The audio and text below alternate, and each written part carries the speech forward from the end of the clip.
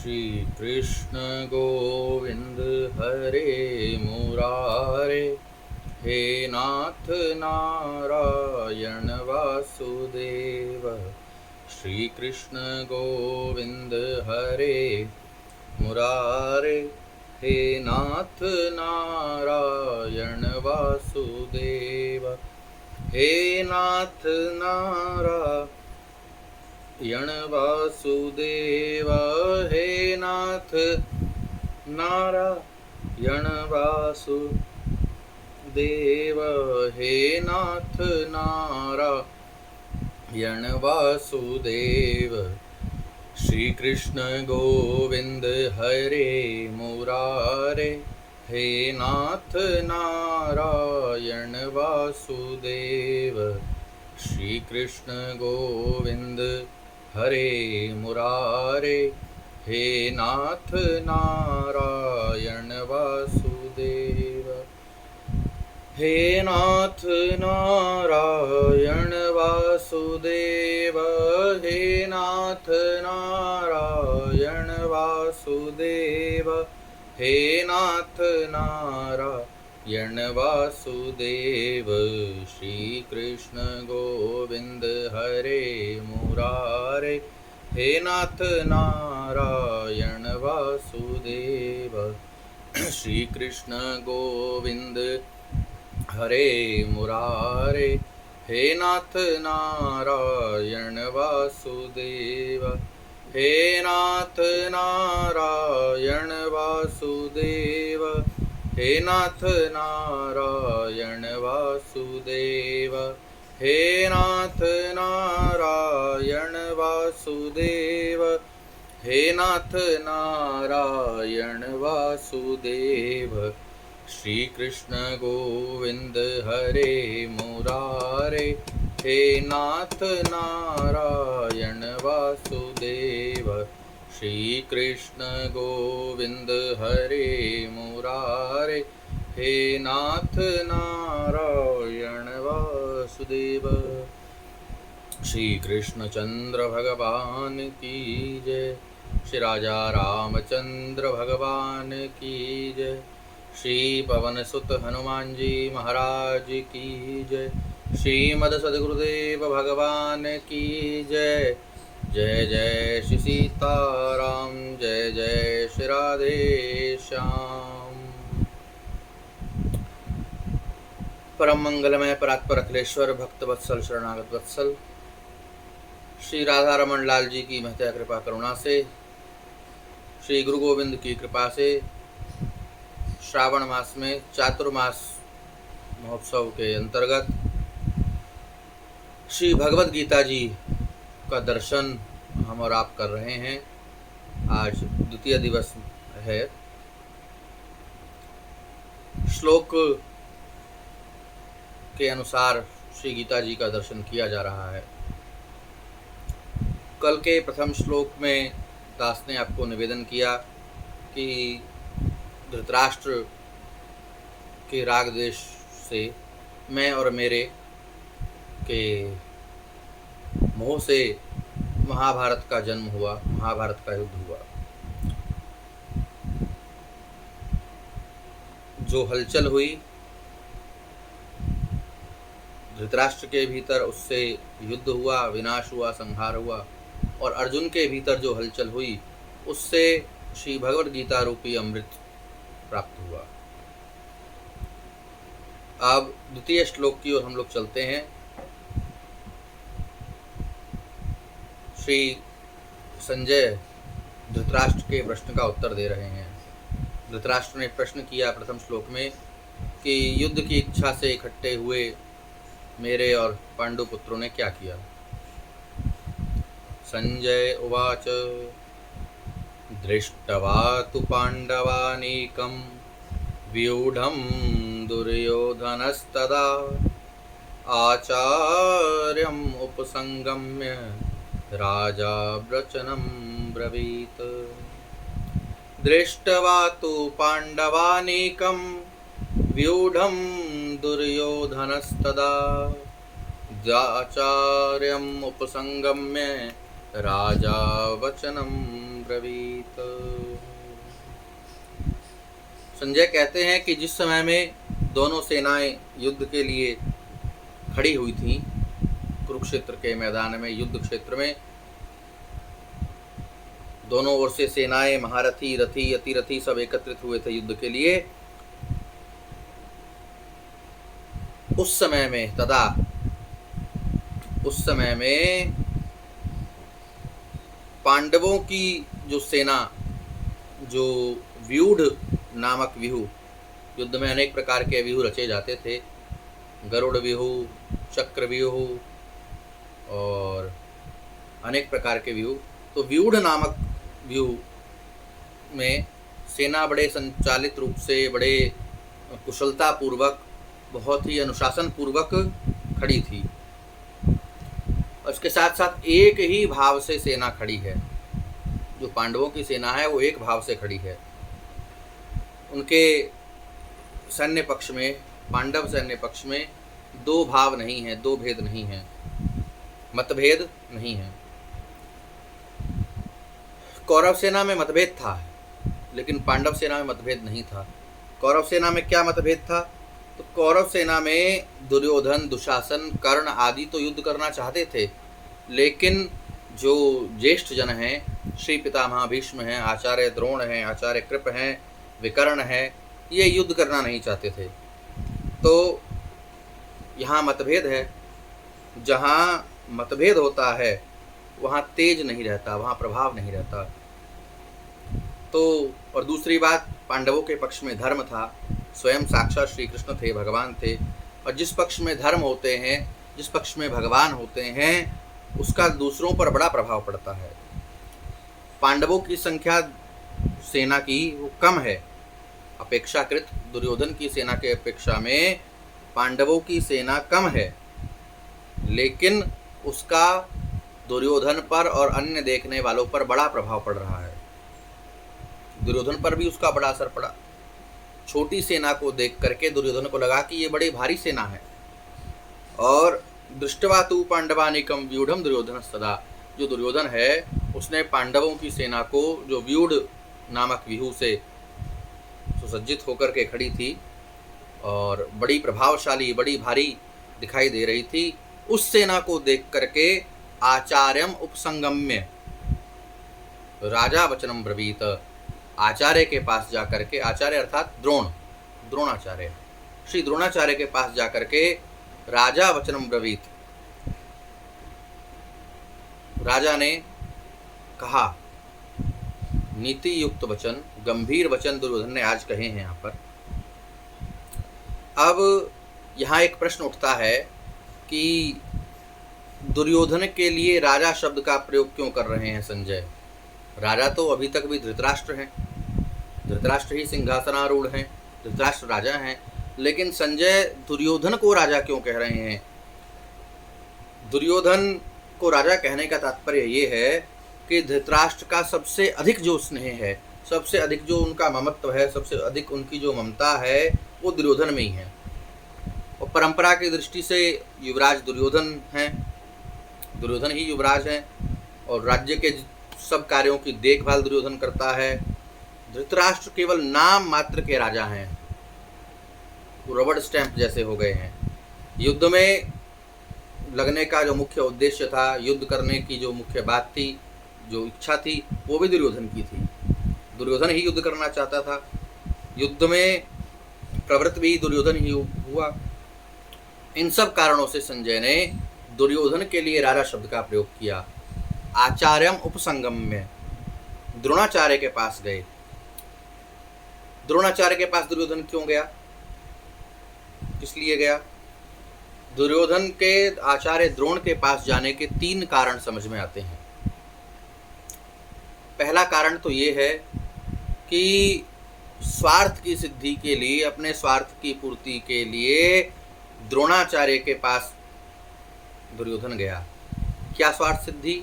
यही कि वो जाए और पांडवों के प्रति द्वेष पैदा करके, उनके प्रति ईर्ष्या को पैदा करके, उत्पन्न करके, विशेष रूप से उन्हें अपने पक्ष में युद्ध करने के लिए कहे, हालांकि आचार्य द्रोण कौरव पक्ष में ही, दुर्योधन के पक्ष में ही युद्ध कर रहे हैं, लेकिन तब भी दुर्योधन को संदेह है कि पांडव अधिक प्रिय हैं, तो ये विशेष रूप से मेरे ही पक्ष में युद्ध करें। ऐसा ना हो कि युद्ध मेरे पक्ष में करते रहें और मेरे पक्ष में युद्ध करने पर भी पांडवों की तरफ इनका विशेष स्नेह रहे और विशेष कृपा पांडवों पर रहे, जिससे युद्ध में नुकसान उठाना पड़े।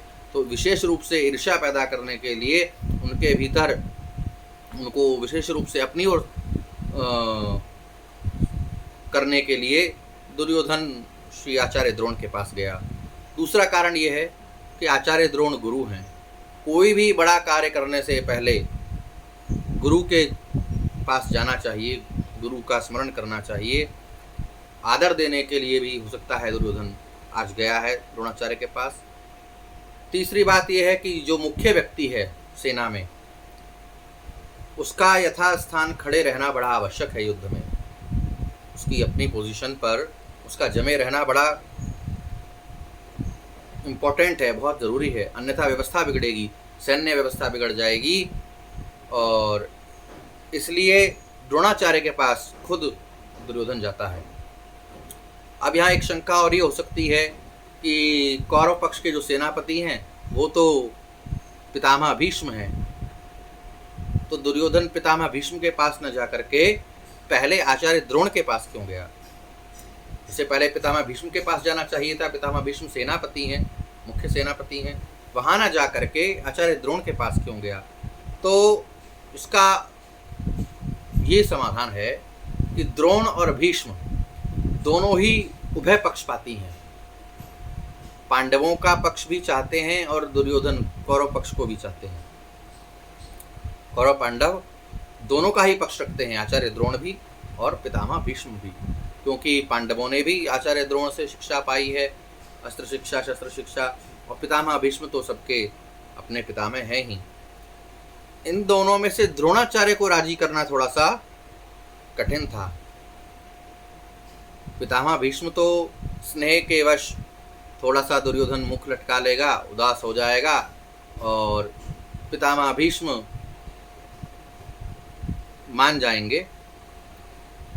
द्रोणाचार्य के साथ तो गुरु के नाते तो स्नेह था, लेकिन कुटुंब के नाते, परिवारजन के नाते स्नेह नहीं है। और अर्जुन पर द्रोणाचार्य की विशेष कृपा थी, अतः श्री द्रोणाचार्य को, आचार्य द्रोण को राजी करने के लिए दुर्योधन का उनके पास जाना उचित था। और व्यवहार में भी, संसार में, जगत में देखा जाता है कि जिसके साथ स्नेह नहीं होता, कौटुंबिक स्नेह नहीं है जिसके साथ, उससे अपना स्वार्थ सिद्ध करने के लिए मनुष्य अधिक आदर भाव दिखाता है, अधिक प्रेम दिखाता है, अधिक भावनाएं दिखाता है। दुर्योधन के मन में ये विश्वास था कि पितामह भीष्म तो हमारे दादाजी हैं, हमारे अपने हैं, और उनके पास अगर ना भी जाऊं तो कोई चिंता वाली बात नहीं है।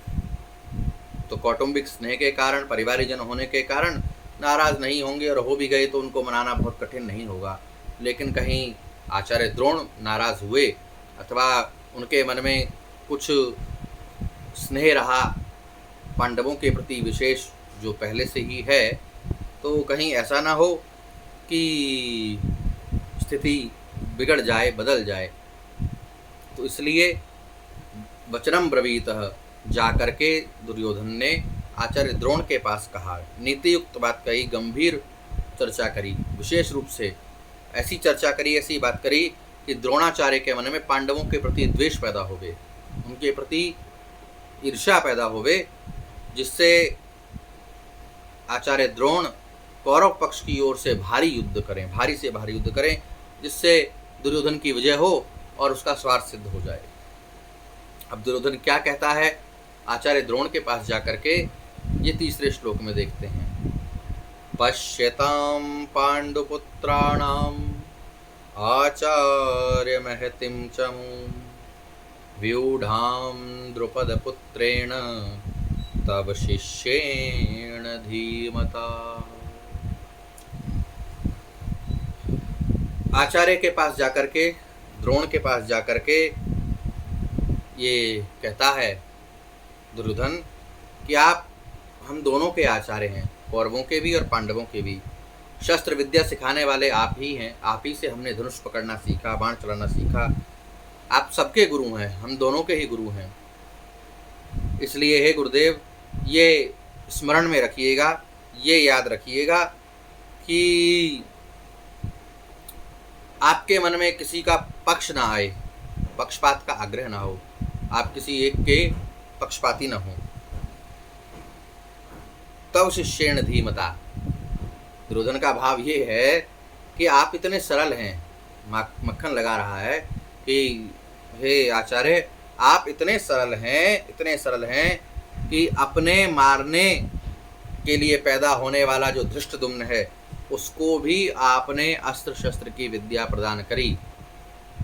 धृष्टद्युम्न का जन्म आचार्य द्रोण का वध करने के लिए हुआ है, यज्ञ से उत्पन्न हुआ वो, लेकिन आप इतने सरल हैं ये जानते हुए भी कि ये आपको मारने वाला है, ये आपका हंता होगा, और आपने उसको भी समान भाव से, उसी भाव से शिष्य स्वीकार करके उसको भी शिक्षा प्रदान करी, अस्त्र शस्त्र चलाना सिखाया।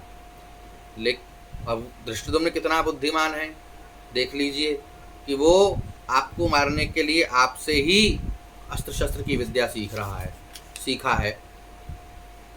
आप भूले तो नहीं इस बात को कि द्रुपद ने, आपके जो परम मित्र थे कभी और अब परम शत्रु हो गए, द्रुपद ने आपको मारने के उद्देश्य से, आपको मारने के लिए ही याज और उपयाज नाम के ब्राह्मणों से यज्ञ कराया था, जिससे धृष्टद्युम्न का जन्म हुआ। और देखिए आज वही धृष्टद्युम्न शत्रु पक्ष की सेना में सेनापति बनकर के सामने खड़ा हुआ है। अब यहाँ पर सीधा सीधा धृष्टद्युम्न भी दुर्योधन कह सकता था, लेकिन वो द्रुपद पुत्र कह रहा है, द्रुपद का नाम ले रहा है। क्यों? क्योंकि द्रुपद का स्मरण आने से, सामने धृष्टद्युम्न है लेकिन द्रुपद का नाम लेने से जो पूर्व का जो वैर है द्रोणाचार्य और द्रुपद का, उस वैर भाव को याद दिलाने के लिए दुर्योधन यहाँ द्रुपद पुत्रेण शब्द का प्रयोग कर रहा है कि अब वैर निकालने का अच्छा तरीका है। फिर कहता है कि पांडुपुत्राणाम एताम व्यूढ़ाम महती चमुम पश्य।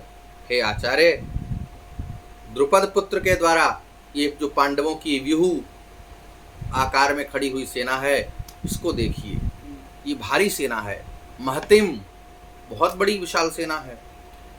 जिन पांडवों पर आप स्नेह करते हैं, आप उनको अपना शिष्य मानते हैं, और मानते क्या, आपने तो पांडवों के लिए कितना कुछ किया। अर्जुन को आपने सर्वश्रेष्ठ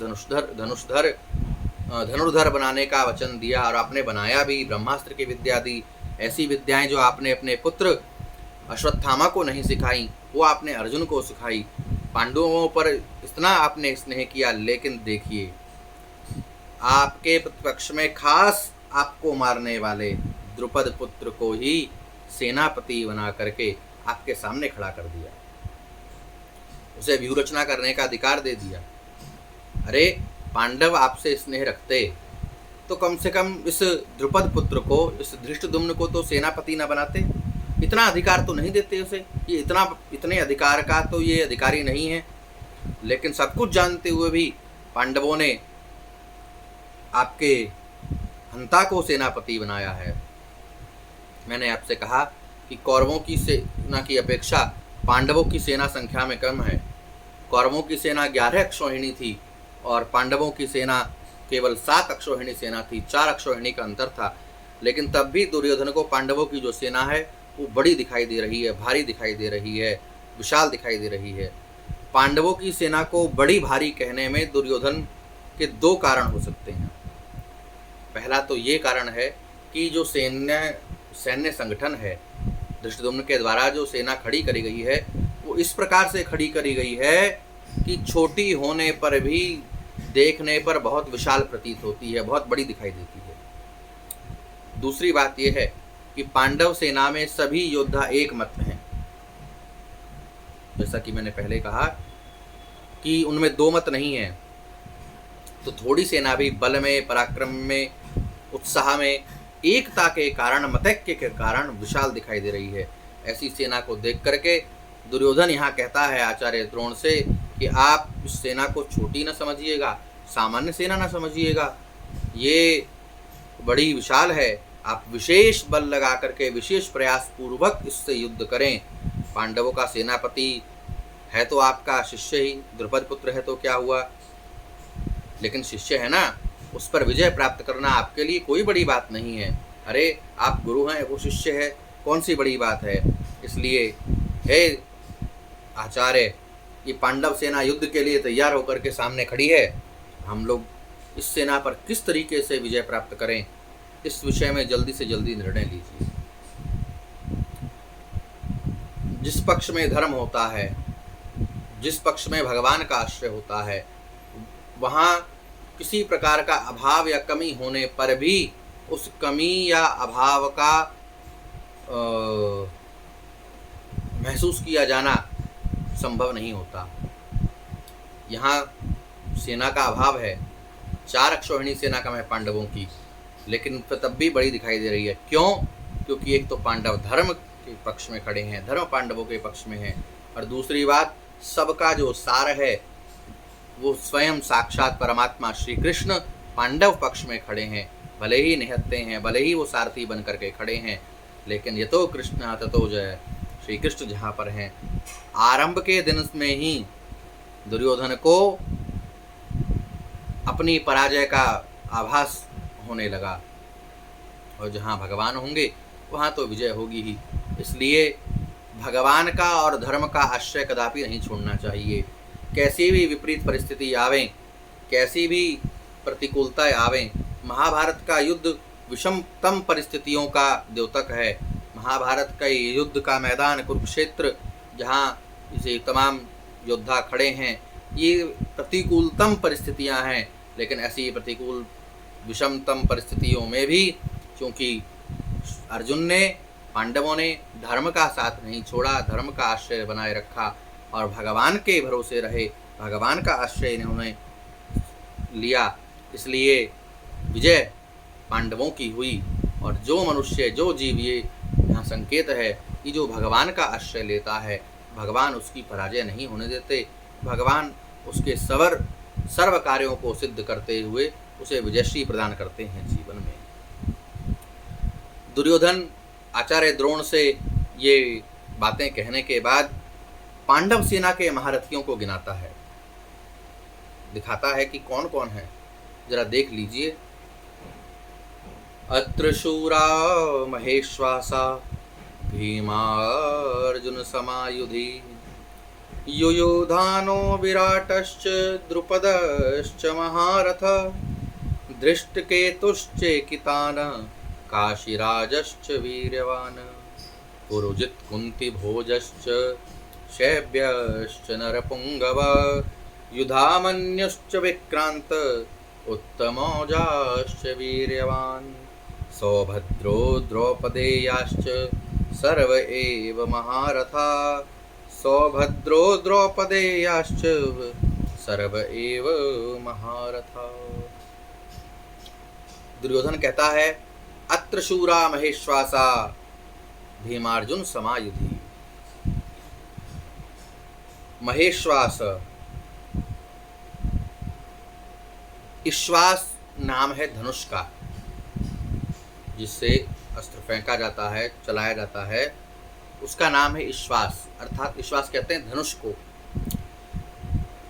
ऐसे बड़े बड़े महेश्वास, महाईश्वास, महेश्वास, ऐसे बड़े बड़े धनुष जिनके पास हैं, वे सब महेश्वास कहलाते हैं।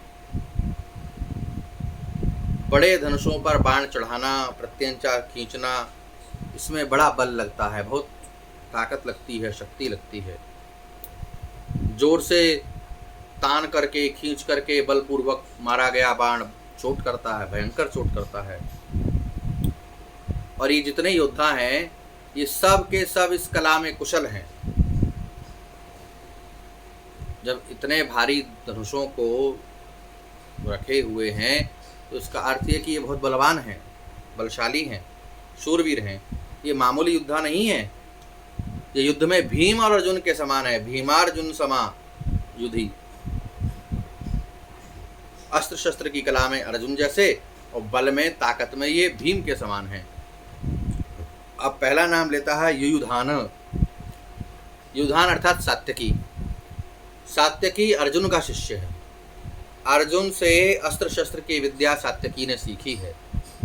इसलिए भगवान ने अपनी श्री कृष्ण ने नारायणी सेना दुर्योधन को दे दी, लेकिन नारायणी सेना दुर्योधन को देने पर भी कृतज्ञ होकर के ये सात्यकी अर्जुन के पक्ष में, पांडवों के पक्ष में युद्ध करने के लिए खड़ा रहा।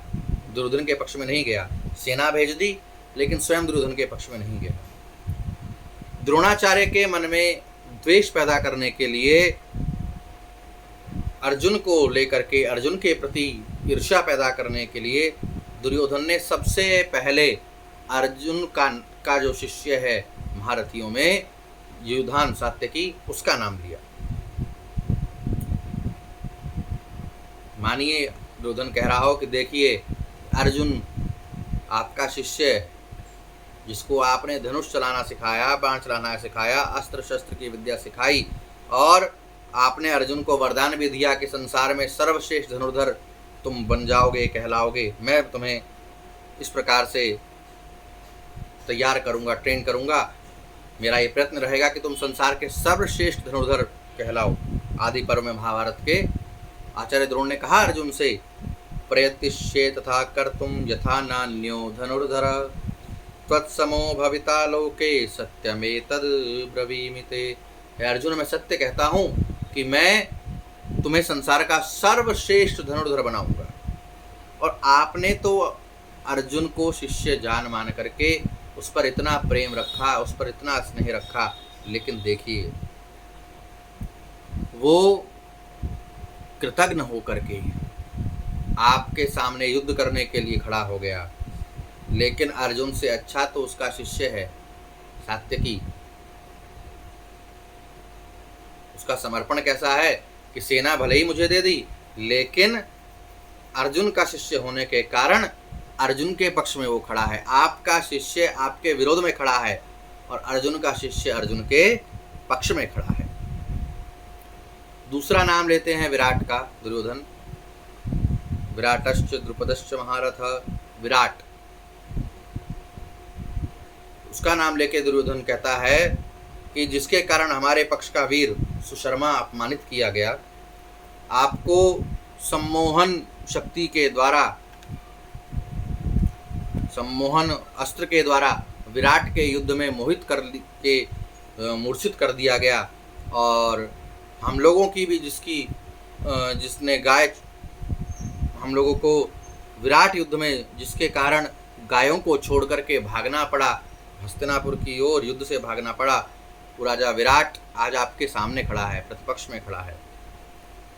राजा विराट के साथ आचार्य द्रोण का कोई वैर भाव नहीं है, कोई शत्रुता नहीं है। लेकिन दुर्योधन ये समझता है कि अगर सात्यकी के बाद, युधान के बाद अगर मैं सीधा सीधा द्रुपद का नाम लूँगा तो कहीं ऐसा ना हो कि द्रोणाचार्य समझ जाएं कि ये जानबूझ करके बार बार द्रुपद का नाम ले रहा है, उस वैर भाव को जागृत करने के लिए। इसलिए विराट का नाम पहले ले रहा है द्रुपद से, ताकि आचार्य द्रोण ये इस बात न समझें कि ये पांडवों के प्रति वैर भाव पैदा करने के लिए, द्वेष पैदा करने के लिए ऐसा कह रहा है, ताकि चालाकी न समझने पाए। धूर्त व्यक्ति गुरुजनों के साथ में, माता पिता के साथ में भी चालाकी करता है, और चालाकी करते हुए ये भूल जाता है कि ये गुरुजन हैं, जिन्होंने उंगली पकड़ करके चलना सिखाया है, जिन्होंने शस्त्र और शास्त्र की विद्या दी है, जिन्होंने जीवन जीने की कला सिखाई है, खड़ा होना सिखाया है, उन्हीं से चालाकी करने लगता है। ये भूल जाता है कि ये हमारी चालाकी को समझ रहे हैं, जान रहे हैं। दुर्योधन भी यही कर रहा है, आचार्य से चालाकी कर रहा है, धूर्तता दिखा रहा है। और जो गुरु से चालाकी करेगा, जो माता पिता से, ज्येष्ठ जनों से चालाकी करेगा, धूर्तता करेगा, मन में कपट रख करके उनसे विचार करेगा, उसकी पराजय, उसका पराभव, उसका डिमोशन निश्चित रूप से होगा। आगे तीसरे स्थान पर द्रुपद का नाम लेता है।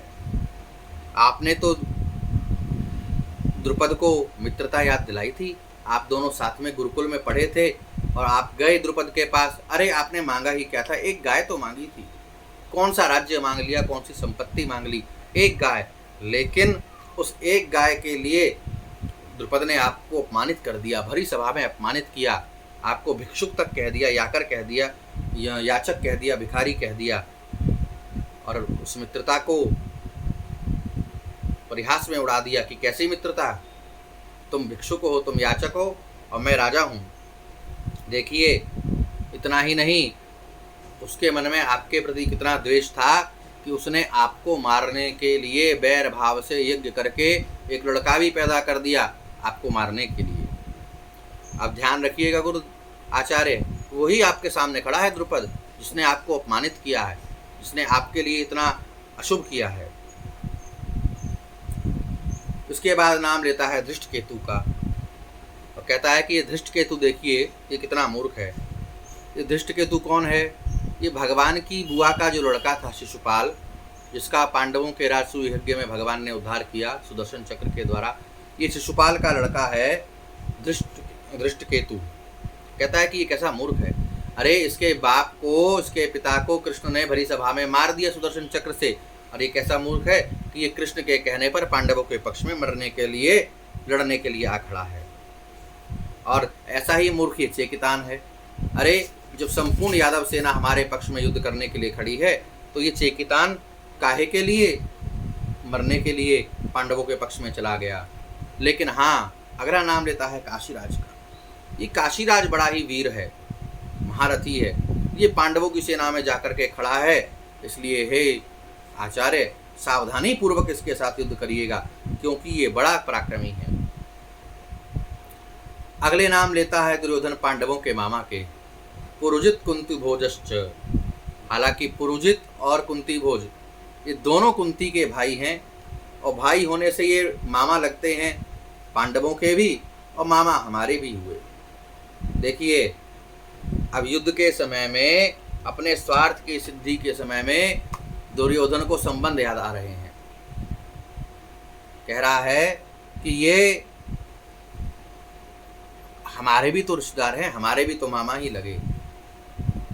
जबकि पांडवों को दुर्योधन ने भाई नहीं माना, कभी भाई नहीं माना। अर्जुन, भीम, युधिष्ठिर, नकुल, सहदेव को भाई नहीं माना, उनके साथ कितना अत्याचार किया। लेकिन यहाँ स्वार्थ सिद्धि के लिए कह रहा है कि ये हमारे मामा ही हैं, कुंती के भाई हैं, माता कुंती के, तो कुंती को तो हम भी माता मानते हैं, उनके भाई हैं, तो पांडवों के तो मामा हैं ही, लेकिन हमारे भी मामा हैं। लेकिन ये पक्षपाती हैं। ये पक्षपाती होने के कारण पांडवों के पक्ष में जाकर के युद्ध करने के लिए खड़े हैं। स्वार्थी व्यक्ति संबंध तभी जोड़ता है, संबंध को तभी स्मरण करता है जब उसे कोई स्वार्थ सिद्ध करना हो, अपनी कोई कामना पूरी करनी हो। ऐसे स्वार्थियों से सावधान रहना चाहिए। अगला नाम लेता है शैब्यश्च नरपुंगवः। ये युधिष्ठिर के ससुर हैं शैब्य। ये भी बड़े भारी बलवान हैं, वीर हैं, परिवार के नाते हमारा संबंधी तो लगता है, लेकिन युधिष्ठिर का ससुर है खास, तो इसलिए अपने जमाता के पक्ष में खड़ा है। युधामन्युश्च विक्रांत उत्तमौजाश्च वीर्यवान। पांचाल देश के बड़े बड़े बल संपन्न वीर योद्धा युधामन्यु, उत्तमौजा अर्जुन के रथ के पहियों की रक्षा में नियुक्त किए गए हैं। थोड़ा इनका भी ध्यान रखिएगा। और मैंने तो सुना है कि सुभद्रा का जो लड़का है, सौभद्र अर्थात अभिमन्यु, सुभद्रा का जो पुत्र है, इसकी आयु भले ही कम है, लेकिन छोटी आयु में भी ये बड़ा भारी वीर है और ज्ञानी भी है। इसने गर्भ में ही, उत्तरा के गर्भ में ही चक्रव्यूह की विद्या सीख ली।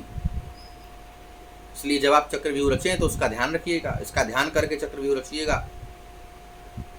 देखिए, विद्या के लिए, विनय के लिए, वीरता के लिए, शौर्य पराक्रम के लिए, त्याग के लिए आयु की आवश्यकता नहीं होती, भावना की आवश्यकता होती है। अभिमन्यु आयु में छोटा है, लेकिन दुर्योधन जो स्वयं बड़ा भारी वीर है, वो अभिमन्यु की प्रशंसा कर रहा है कि ये बड़ा भारी वीर है। इसलिए यहाँ तो ये युद्ध की बात है, लेकिन भजन के लिए भी कोई आयु नहीं होती, सेवा के लिए कोई आयु नहीं होती, वैराग्य के लिए, त्याग के लिए कोई आयु नहीं होती। जब आप जाग जाएं तभी से भजन शुरू कर देना चाहिए, क्योंकि वही कल्याण का साधन बनने वाला है। आयु का तो कोई भरोसा नहीं है। बालक है, युवा होगा, युवा है तो बूढ़ा होगा, क्या बुढ़ापा देख पाएगा, जवानी देख पाएगा, इसका कोई भरोसा नहीं है। हर समय, हर घड़ी, हर पल काल सिर पर डोल रहा है। इसलिए तुरंत निर्णय लेना चाहिए कि अब हमको भजन करना है। तो जैसे वीरता के लिए आयु की कोई समस्या नहीं है कि इस आयु में होके वीर होगा, इस आयु में आकर के शूरवीर महारथी होगा, इस आयु में आकर के त्यागी होगा, दानी होगा, ऐसे ही भजन की कोई आयु नहीं है। अगला नाम लेता है द्रौपदेयाश्च। द्रौपदी के जो पुत्र, 5 पुत्र जो युधिष्ठिर, भीम, अर्जुन, नकुल, सहदेव से उत्पन्न हैं, प्रतिविंध्य, सुतसोम, सुतकर्मा, शतानीक और सुतसेन, ये 5 पुत्र द्रौपदी के हैं। कहता है कि द्रौपदी ने भरी सभा में मेरी हंसी उड़ा करके मेरे मन को जलाया था। उसी के 5 पुत्रों को ऐसी जो द्रौपदी, उसने मेरा परिहास किया था, उसके इन 5 पुत्रों को मार करके आप मेरे उस अपमान का बदला लीजिए।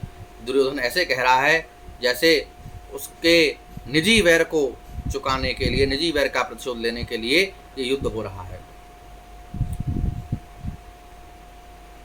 सर्व एव महारथाः, ये सबके सब महारथी हैं, जो शास्त्र और शस्त्र दोनों में प्रवीण हैं, दोनों में परफेक्ट हैं। युद्ध में अकेले ही एक साथ 10-10 हजार धनुर्धारी योद्धाओं का संचालन कर सकते हैं।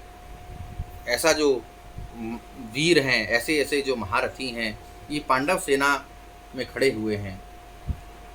विशेष रूप से बात यह है कि द्रोणाचार्य के मन में कुल मिलाकर के पांडवों के प्रति द्वेष पैदा करने के लिए, युद्ध के लिए जोश दिलाने के लिए दुर्योधन पांडव सेना की विशेषता बता रहा है।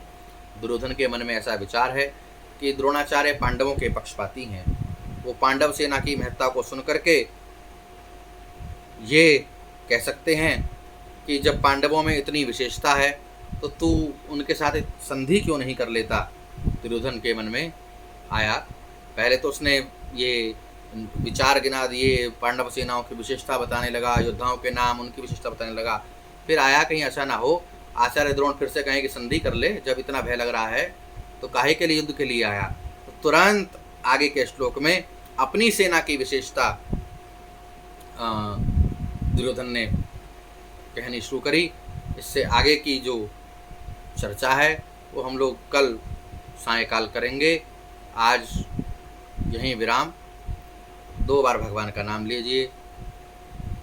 श्री कृष्ण गोविंद हरे मुरारे, हे नाथ नारायण वासुदेव, हे नाथ नारायण वासुदेव, हे नाथ नारायण वासुदेव।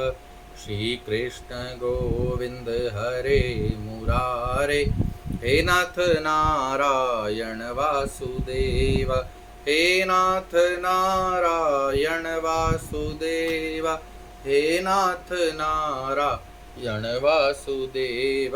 श्री कृष्ण गोविंद हरे मुरारे, हे नाथ नारायण वासुदेव। बोलिए श्री कृष्णचंद्र भगवान की जय। राजा रामचंद्र भगवान की जय। श्रीमद् सद्गुरुदेव भगवान की जय। श्री हनुमान जी महाराज की जय। समस्त संतन वैष्णवन की जय। श्रीमद् भगवद गीता जी की जय। जय जय श्री सीताराम, जय जय श्री राधे श्याम। नमः पार्वती पतये, हर हर महादेव शंभु। काशी विश्वनाथ गंगे।